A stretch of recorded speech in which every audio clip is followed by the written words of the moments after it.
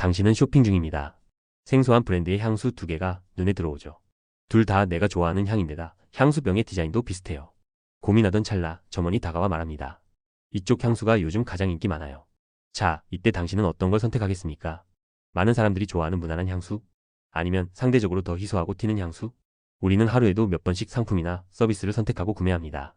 그런데 부자와 가난한 사람 또는 지위가 높은 사람과 낮은 사람은 선택을 하는 방식이 다르다고 합니다.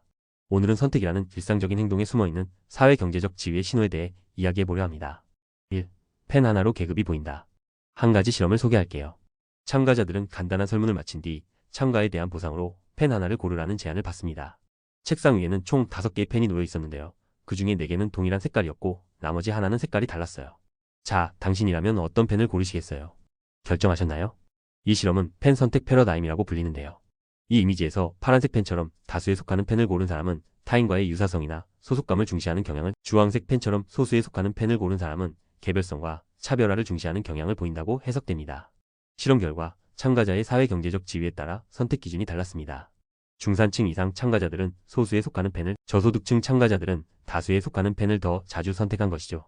이는 곧 중산층 이상은 독특함과 개인주의를 선호하는 반면 저소득층은 타인과의 비슷함과 연결감을 더 중요하게 여긴다는 것을 시사합니다. 2. 차를 샀더니 친구가 똑같은 걸 샀다. 또 하나의 가상 시나리오입니다. 당신은 새 차를 샀어요. 신나서 가장 친한 친구에게 차를 보여줍니다. 그런데 다음날 친구가 똑같은 차를 샀다는 사실을 알게 됩니다. 기분이 어떤가요? 친구가 나와 똑같은 차를 사서 기분이 좋은가요? 아니면 기분이 나쁜가요? 한 연구에 따르면 이 질문에 대한 반응은 계층에 따라 다르게 나타났습니다. 저소득층 참가자들은 대체로 긍정적인 반응을 보였습니다. 좋은 차를 같이 타게 되다니 좋은데요. 내가 가지고 있는 걸 친구도 가지게 되면 기쁩니다. 반면 중산층 이상 참가자들은 부정적인 반응을 보였습니다. 남들과 다르게 보이고 싶었는데 헛일이 되었네요. 조금 짜증날 것 같아요. 같은 상황에서 저소득층은 관계 유지와 연결을 더 중시하기 때문에 긍정적으로 반응하고 중산층이나 고소득층은 차별화된 정체성 유지를 중시하기 때문에 부정적으로 받아들인 것이죠. 이 연구를 읽고 저는 머리에 떠오르는 사람이 있었습니다. 바로 개그우먼 이수지 씨가 SNL 코리아에서 연기한 제이미 맘이라는 캐릭터입니다. 이 캐릭터는 몽클레어 패딩, 고야드 백 같은 명품 아이템들을 과시하며 상류층 엄마의 소비 패턴을 풍자했는데요. 영상이 화제가 되자 해당 명품 브랜드들의 중고 매물이 실제로 늘어나는 현상이 나타났습니다. 동시에 요즘 화제의 그 패딩이 뭘까? 고야드 백은 얼마일까? 이와 같은 정보 탐색 목적의 검색도 급증했죠. 이는 그 아이템들이 더 이상 희소한 지위의 상징이 아니라 모두가 아는 유행 아이템으로 바뀌고 있다는 것을 보여줍니다. 어제까지는 나만의 개성이라 믿었던 물건이 하루아침에 모두의 밈이 되자 중고 마켓에 올라오는 장면들. 소비는 결국 내가 누구인지 보여주기 위한 사회적 행위라는 걸 잘 보여주는 사례입니다. 3. 계층에 따라 선택 기준이 다른 이유.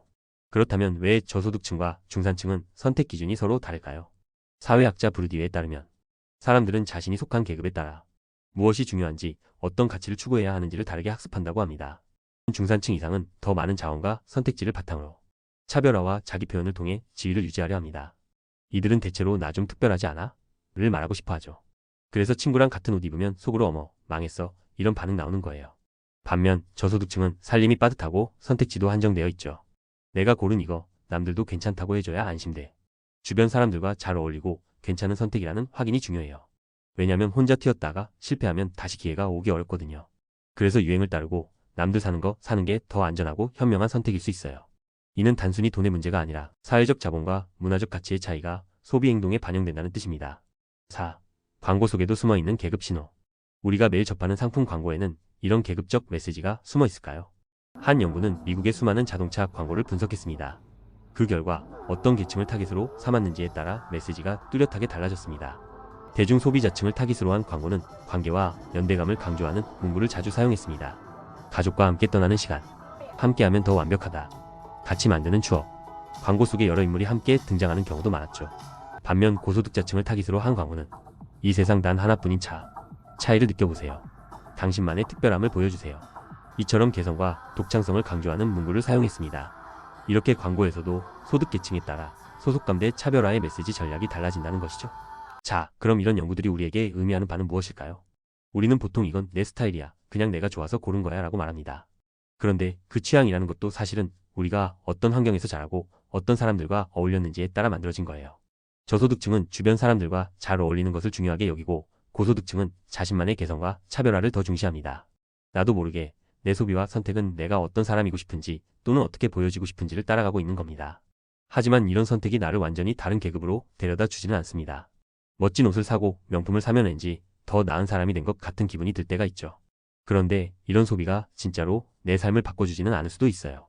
순간의 만족은 있지만 진짜 사회적 지위나 기회는 여전히 환경이나 배경에 따라 크게 달라지기 때문이에요. 이건 저소득층이든 고소득층이든 다 겪을 수 있는 현실이에요. 소비는 때론 꿈을 사는 일이기도 하지만 그게 다는 아닐 수 있어요. 대신 각자에게 중요한 건 다릅니다. 누군가는 사람들과 함께하는 느낌에서 또 누군가는 나만의 개성과 차별화에서 안정감을 얻습니다. 둘 다 이유가 있어요. 중요한 건 서로를 오해하거나 깎아내리는 게 아니라 서로의 방식을 이해하고 왜 내가 이걸 좋아할까를 스스로 물어보는 일이죠.